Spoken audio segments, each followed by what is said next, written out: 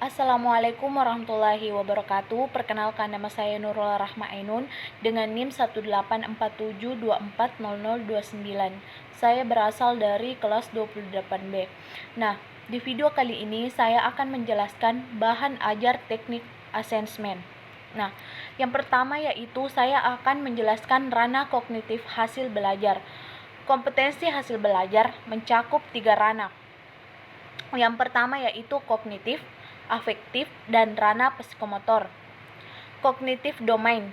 Kognitif berasal dari kata kognisi. Kognisi yang berarti keluar. Pengetahuan, perolehan, penataan dan penggunaan segala sesuatu yang diketahui dalam diri seseorang. Pengetahuan dapat diperoleh melalui proses pembelajaran sehingga pengetahuan macam ini dinamakan dengan pengetahuan hasil belajar. Nah, domain kognitif menurut taksonomi Bloom terdiri dari 6 tingkatan. Yang pertama yaitu pengetahuan, pemahaman, penerapan, analisis, sintesis, dan evaluasi. Domain kognitif yang dikemukakan oleh Bloom mengalami revisi oleh Anderson 1990.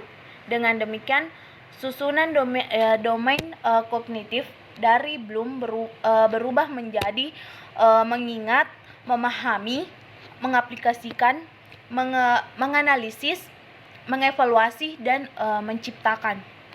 Nah, sedangkan dengan domain afektif adalah segala sesuatu yang berkaitan dengan aspek sifat, sikap, minat, dan nilai.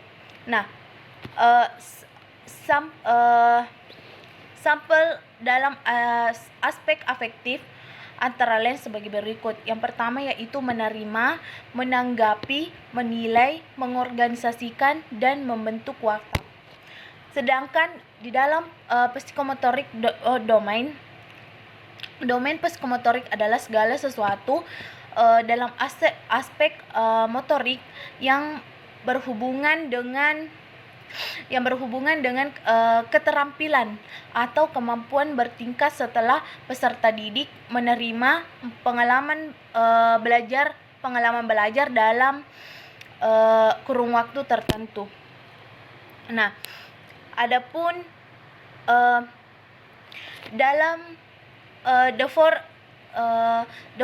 and right, yang pertama yaitu menilai, menyusun, melakukan prosedur, melakukan dengan baik dan tepat, dan melakukan tindakan secara alami. Adapun di dalam tes sebagai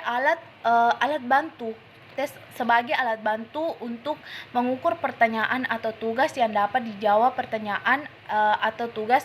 dijawab. Dikerjakan dan dilaksanakan oleh responden yang dites. Nah, tes merupakan seperangkat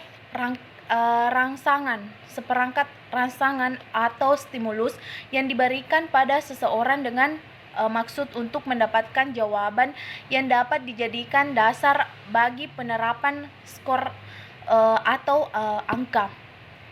Tes juga merupakan alat ukur untuk mengasah ranah kognitif.